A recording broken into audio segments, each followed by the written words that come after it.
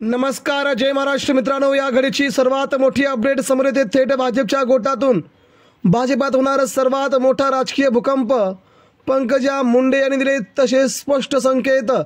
मित्रांनो, पंकजा मुंडे सोडणार भाजपा, नेमकी काय आहे अपडेट?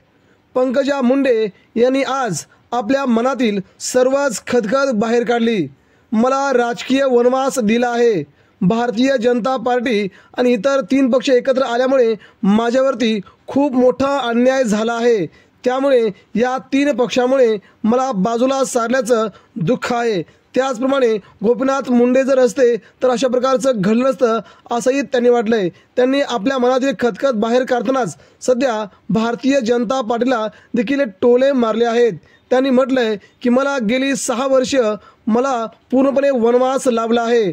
प्रत्येक निवडणूक आली की माझं नाव निश्चित पुढे केलं जातं. राज्यसभा, विधान परिषद मला आमदारकी देतील किंवा खासदारकी देतील असं नाव पुढे केलं जातं आणि ऐन वेळेला माझं नाव काढून घेतलं जातं.